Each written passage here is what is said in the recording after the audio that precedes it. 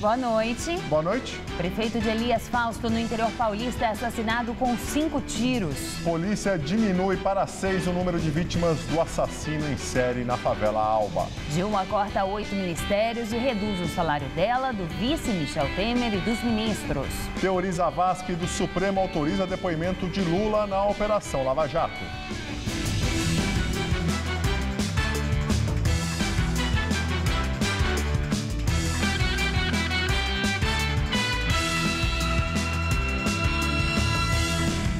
Prefeito da cidade de Elias Fausto, na região de Campinas, interior de São Paulo, é assassinado durante visita a uma obra. De acordo com testemunhas, Laércio Betarelli, do PSDB, sofreu uma emboscada e levou pelo menos 5 tiros. Os criminosos fugiram em 2 carros. O secretário de Segurança do Estado, Alexandre de Moraes, disse que já existe um suspeito. Elias Fausto, que tem cerca de 16 mil habitantes, fica a 131 quilômetros da capital paulista. O crime ocorreu às 9 horas da manhã na rua Amadeu Patelli, bairro Parque Balneário Carimã. O prefeito visitava uma obra no local quando 2 homens saíram de trás de uma árvore e começaram a atirar. Informações que a gente tem que ele estava sozinho. O que ele teria vindo fazer aqui? Visitar essa obra aqui, né? Então ele estava acompanhando essa obra, a informação que a gente tem. Veio acompanhar a obra, desceu do veículo, aí 2 agressores que estavam naquela árvore ali atrás, né? Saíram da árvore e foram até o prefeito, próximos ao prefeito, efetuaram o disparo. Vários disparos, né? Laércio Betarelli, conhecido como Dude, nasceu na cidade de Montemor, tinha 58 anos, era casado e tinha 2 filhos. Este era o 3º mandato como prefeito da cidade. Ele venceu as eleições de 2012 com 67,21% dos votos. Em fevereiro do ano passado, o prefeito registrou um boletim de ocorrência por ter sido ameaçado de morte com uma faca por um empreiteiro da cidade. Na época, o suposto autor foi indiciado por ameaça e desacato. Na semana passada, durante um evento em Piracicaba, o prefeito pediu publicamente ao secretário de Segurança Pública, Alexandre de Moraes, a retirada do delegado da Polícia Civil do município, Gilles Scroca, dizendo que o delegado era omisso, inoperante e ausente. Hoje, em coletiva, o secretário Alexandre de Moraes afirmou que já tem um suspeito. A pessoa que o ameaçou será chamada, será ouvida, e nós vamos ouvir outras pessoas que porventura sejam indicadas. Havia no momento, haviam 3 ou 4 pedreiros que lá realizavam as suas funções, que chegaram a conversar com o prefeito, conversaram. Num primeiro momento eles foram ouvidos e disseram que só ouviram tiros, mas o delegado vai chamá-los novamente porque entre o local que eles estavam e o local onde o corpo foi encontrado, dava no máximo 50 a 70 metros. Então é possível que eles tenham mais alguma coisa para colaborar. Está descartada por hora qualquer participação do delegado. Secretaria da Segurança Pública desmente informação divulgada pela polícia e confirma que apenas 6 corpos foram encontrados na casa do pintor Jorge Luiz Moraes de Oliveira e não 7, como havia sido divulgado. Também foi desmentida a identificação de uma 3ª vítima e as buscas por mais corpos foram encerradas. A Secretaria de Segurança Pública chamou a imprensa para dizer que os corpos encontrados são de 6 pessoas e não de 7, como a polícia vinha divulgando. O médico legista do IML explicou que os ossos estavam misturados e dispostos em 7 sacos, o que gerou a confusão. A polícia desmentiu que tenha sido confirmada a identidade de Natasha dos Santos. A família dela forneceu fotos nas quais Natasha aparece sorrindo. A comparação com a arcada dentária ainda está em andamento. Nós não temos a confirmação da identificação. Então ainda vamos aguardar. É uma coisa extremamente séria, inclusive em relação aos familiares. Com a confirmação, aí nós vamos anunciar. Até agora, dos 6 corpos encontrados, só 2 tiveram a identidade confirmada. O do jovem Carlos Neto Alves Júnior e o da estudante Renata Pedroso Moreira. Foram parentes dela que desenterraram outros ossos no terreno da casa do pintor, depois que a perícia já tinha encerrado o trabalho e liberado a área. A polícia já sabe que os outros 4 corpos são de mulheres com idade entre 18 e 40 anos e que foram mortas no período de 3 meses a 1 ano atrás. A investigação tem indícios que levam à identidade dessas pessoas. Chamou as famílias que forneceram material genético para o exame de DNA. A investigação até agora coincide com o teor do depoimento do pintor, que confessou que matou 5 mulheres.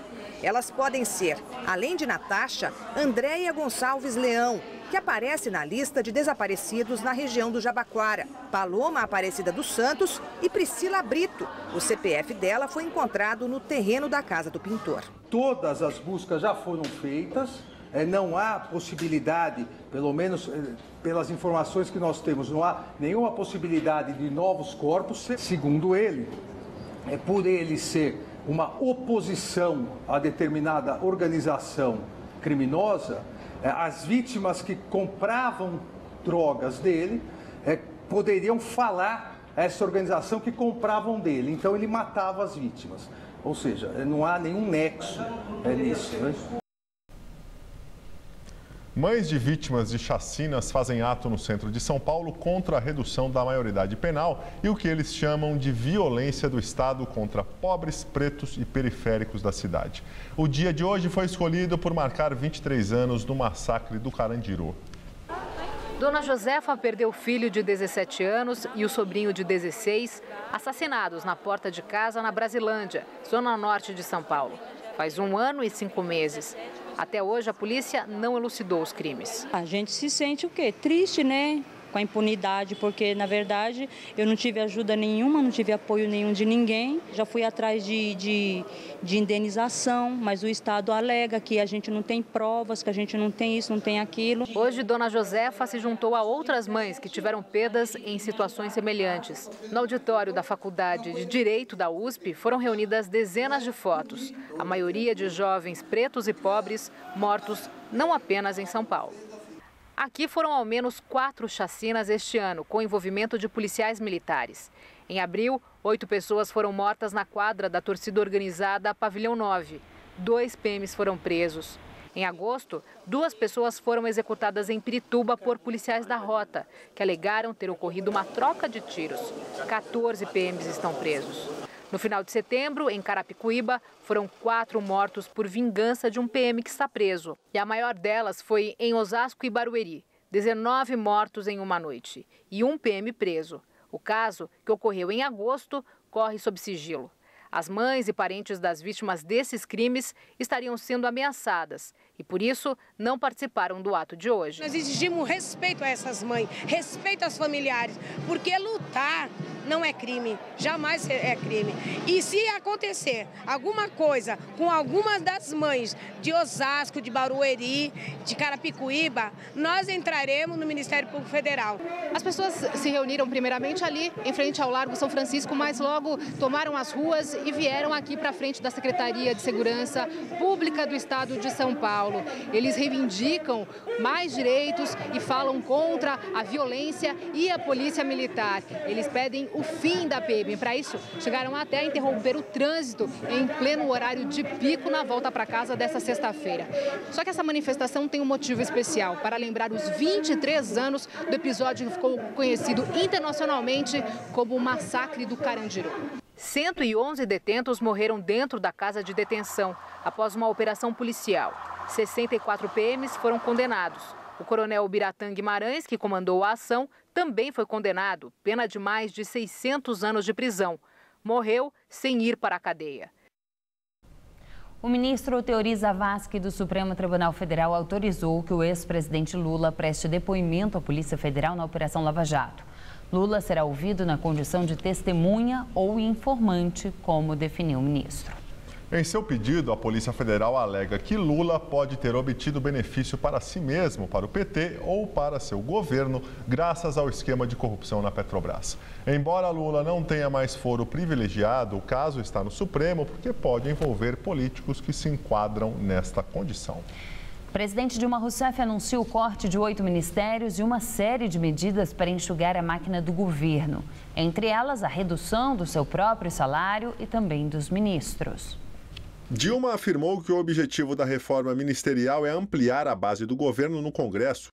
Trata-se de uma ação legítima, de um governo de coalizão e, por isso, tudo tem sido feito às claras. Trata-se de articulação política que respeita os partidos, que fizeram parte da coalizão que me elegeu e que tem direito e dever de governar comigo. Desde que iniciou o segundo mandato, Dilma enfrenta forte resistência no Congresso Nacional, inclusive com dificuldades para aprovar matérias de interesse do governo. E ainda teve de vetar projetos da chamada pauta-bomba, que aumentam despesas públicas no quadro de um orçamento deficitário. Com a reforma anunciada hoje, o governo passa de 39 para 31 ministérios. A presidente eliminou Pesca, Secretaria de Assuntos Estratégicos, Gabinete de Segurança Institucional, Secretaria de Relações Institucionais, Secretaria de Micro e Pequena Empresa e fundiu as secretarias de Mulheres, Igualdade Racial e Direitos Humanos num único ministério, resultando no corte de 2 pastas. Para completar, Previdência Social e Trabalho tornaram-se um único ministério. O novo ministério ficou assim: do PT, Jacques Wagner vai para a Casa Civil, Aloysio Mercadante para a Educação, Ricardo Berzolini para a nova Secretaria de Governo, Miguel Rosseto para a Previdência e Trabalho e Nilma Lino para o ministério que unirá as secretarias das Mulheres, Igualdade Racial e Direitos Humanos. Do PMDB, o deputado federal Marcelo Castro, do Piauí, vai para a Saúde. O deputado federal Celso Pancera, do Rio de Janeiro, para a Ciência e Tecnologia. Helder Barbalho, que era da Pesca, vai para a Secretaria dos Portos. Do PDT, o deputado André Figueiredo vai para Comunicações. Do PCdoB, Aldo Rebelo vai para a Defesa. Dilma também anunciou a criação de uma comissão para a reforma do Estado, com o objetivo de reduzir gastos do governo. As medidas incluem extinção de 3.000 cargos comissionados, eliminação de 30 secretarias ligadas a ministérios, redução de 10% nos salários da presidente, do vice e dos ministros, corte de até 20% nos gastos de custeio, imposição de limite de gastos com telefone, passagens e diárias aos ministérios, revisão de contratos de serviços terceirizados, revisão de todos os contratos de aluguel do governo, revisão do uso do patrimônio público e dos imóveis da União, criação de uma central de transporte por ministério com vistas a reduzir a frota e otimizá-la. Veja agora como fica a distribuição dos ministérios entre os partidos da base do governo Dilma. O PT, partido da presidente, continua tendo o maior número de ministérios, 9. O PMDB passa a ter 7. PTB, PP, PR, PSD, PDT, PCdoB e PRB, um ministério cada. Em 8 pastas, os titulares não são filiados a partidos. O novo ministro da Saúde, Marcelo Castro, defende uma CPMF permanente e com dupla arrecadação. A proposta do governo enviada ao Congresso Nacional prevê que a CPMF dure 4 anos e financie a Previdência Social. Marcelo Castro sugeriu à presidente Dilma Rousseff que a CPMF passe a ser cobrada tanto nas operações de crédito quanto de débito, o que dobraria a arrecadação do governo. Nós vamos cobrar no débito e vamos cobrar no crédito. Por exemplo, João dá um cheque a Pedro de R$1.000. 0,20% corresponde a R$2. Quanto entram na conta de João? R$1.002. 1.000 vão para Pedro e 2 vão para a CPMF. Então o governo arrecadou R$2. Quando for entrar na conta de Pedro os R$1.000, não entram os 1.000, entram 998. Segundo Marcelo Castro, metade do valor arrecadado seria destinado à União e dividido entre a saúde, seguridade e os programas sociais. Os outros 50% seriam destinados aos estados e aos municípios, exclusivamente para a saúde. Direto de Brasília, Josias de Souza analisa as consequências da reforma ministerial anunciada hoje pela presidente Dilma.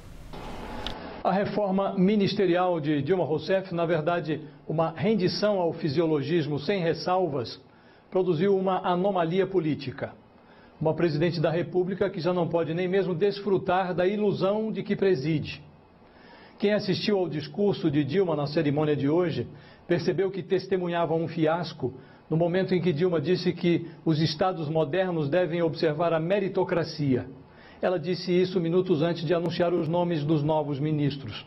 Entre eles, os representantes do baixíssimo clero do PMDB, que vão controlar as estratégicas pastas da saúde e da ciência e tecnologia. Muita gente se pergunta o que está havendo com Dilma? O que foi feito da supergerente? Onde anda aquela mulher implacável que tratava políticos e malfeitores na base da vassourada?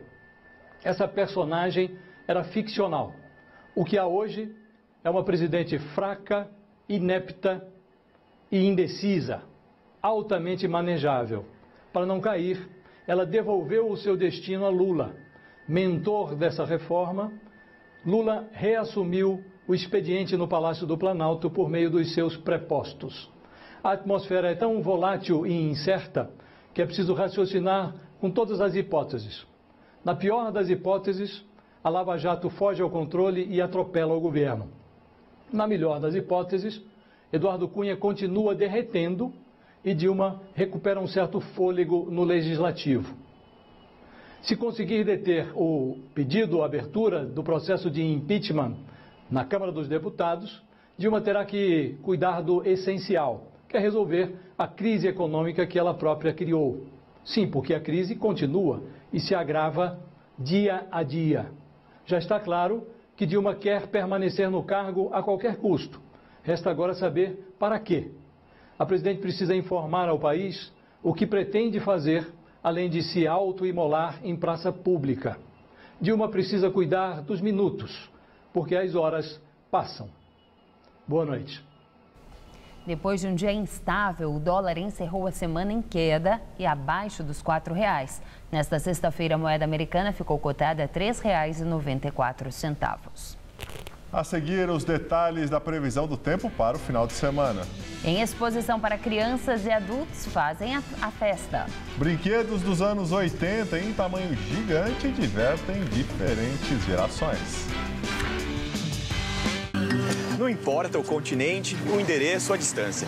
Com o Sedex Mundi, os Correios oferecem para você uma rede internacional de entregas em mais de 200 países. Sedex Mundi é o mundo logo ali e com o mesmo padrão de qualidade. A sua encomenda entregue no prazo combinado. Hi there. Chef. Bem na hora. Let's go, everybody. We'll open in 30 minutes. Serviços internacionais. O mundo mais perto de você. Se você quer estudar jornalismo, relações públicas, publicidade e propaganda ou rádio, TV e internet, a Faculdade Casper Liber é o seu lugar. Quer conhecer? Eu te levo! Aqui a gente aprende na sala de aula e também em laboratórios de rádio, fotografia, edição de imagens e estúdios de TV. Você também pode colaborar em revistas, sites, programas de TV e rádio laboratoriais. E tem oportunidade de estágio dentro da Fundação Casper Liber. São mais de 60 anos de tradição numa localização incrível. Faculdade Casper Libero, formando os melhores profissionais da comunicação. Quer saber mais? Acesse nosso site. Para você, dinheiro na mão é vendaval. Com o aumento dos preços, então, nem se fala. Por isso, a nossa programação traz dicas para você chegar ao final do mês sem ficar no vermelho. TV Gazeta. Bom te ver sempre bem. Não importa o continente, o endereço ou a distância. Com o Sedex Mundi, os Correios oferecem para você uma rede internacional de entregas em mais de 200 países. Sedex Mundi é o mundo logo ali e com o mesmo padrão de qualidade. A sua encomenda entregue no prazo combinado. Hi there. Chef. Bem na hora. Let's go, everybody. We'll open in 30 minutes. Serviços internacionais. O mundo mais perto de você. Hoje no Todo Seu, tem José Armando Vanucci mostrando os bastidores de um famoso musical.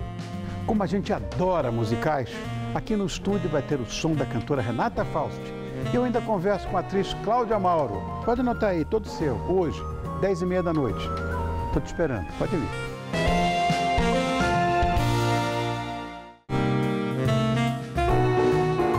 Oferecimento Bombril. Os produtos que brilham como toda mulher.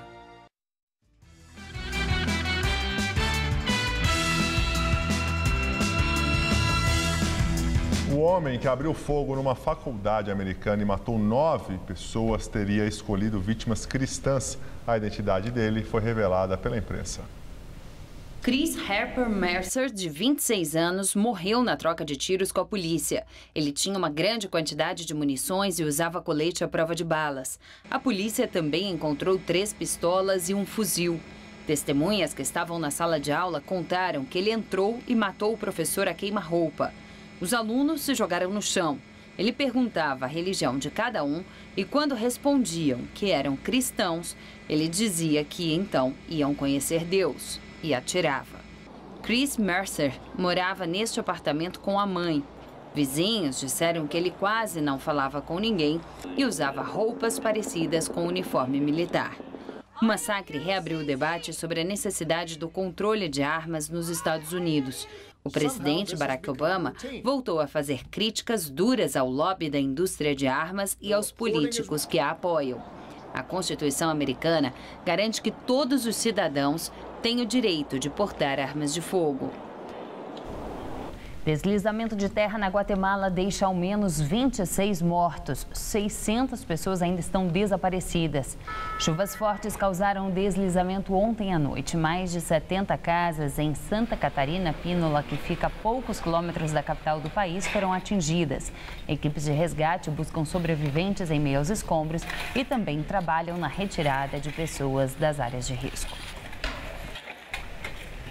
A semana terminou quente e ensolarada aqui na capital paulista. A máxima hoje chegou aos 32 graus. Como será que fica o tempo no final de semana? Vamos à previsão com Mariana Armentano.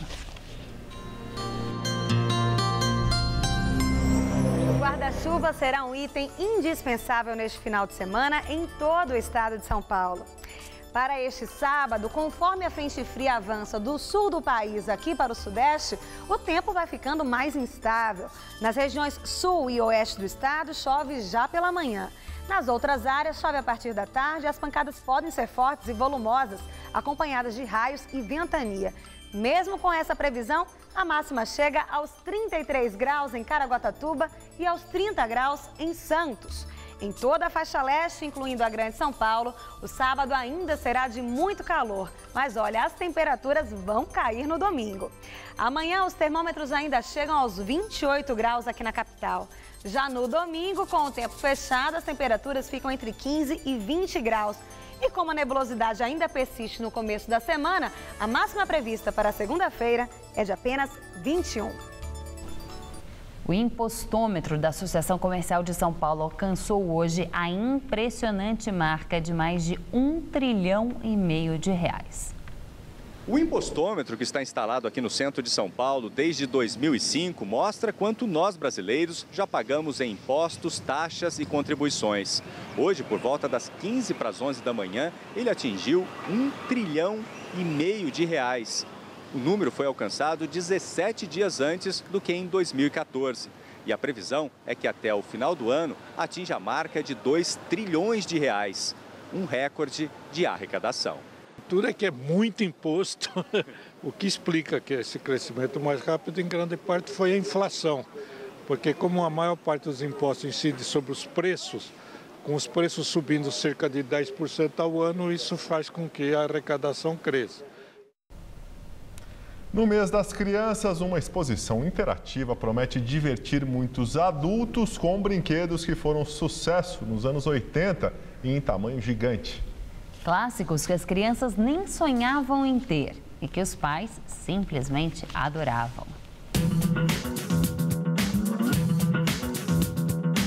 Se você tem entre 30 e 40 anos, certamente brincou com um desses. Era um sonho de muitos garotos. E para as meninas, então? Bonecas que fizeram sucesso na infância.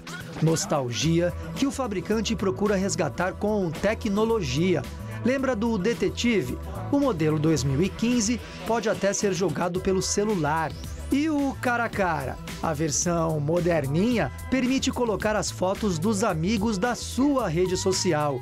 O relançamento é uma estratégia constante para fisgar a moçadinha de hoje, nem sempre disposta a interagir com os amigos. O jogo eletrônico, os tablets, o videogame, é uma brincadeira muito solitária. Um jogo de tabuleiro, você coloca as pessoas em torno desse tabuleiro, as pessoas interagem, conversam, brincam, sorriem, aprende a ganhar, aprende a perder, aprende a ter disciplina, aprende a ter estratégia. Entre tantos brinquedos, alguns tiveram um espaço mais do que especial no coração de muita gente. Quem não se lembra, por exemplo, deste daqui, o Gênios, o famoso joguinho de memória com 4 cores que fez muito sucesso nos anos 80 e faz até hoje. Dá uma olhada nesse tamanho gigante do jogo, com 2 metros de diâmetro. Será que assim, desse tamanho, fica mais fácil? Na minha época era bem fácil. Dar entrevista ao mesmo tempo é fácil também? Sim. Haja memória. Mas aqui é bom, eu sou bom de memória. O espaço em celebração do mês das crianças traz outros clássicos gigantes. Lembra do Aquaplay? Aqui tem, só que enorme. Outro que faz sucesso é o Pula Pirata Grandão, com barril e espadinhas bem avantajadas. E olha esse Cai Não Cai, de tamanho nada modesto. A molecada, que nem sonhava em ter um desse, ficou craque rapidinho. Você tem que tirar as varetas, aí quem tiver menos bolas nesse espaço ganha. Mas a vareta é grande, né? Quase o seu tamanho. É verdade. Meus filhos, quando eu era pequena, tiveram todos esses, né? E hoje, a hora que eu vi na internet, na hora eu já trouxe ele.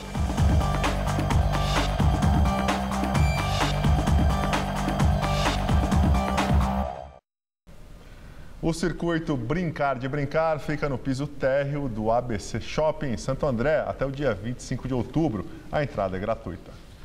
A edição das 10 do Jornal da Gazeta termina aqui. Boa noite. Fica agora com o Rony Von no Todo Seu. Um ótimo final de semana para você e até segunda-feira. Logo mais 11h30 da noite em Vida de Atleta, Mauro Galera conversa com o ex-jogador de vôlei Giovanni Gávio. Assista agora. Todo Seu.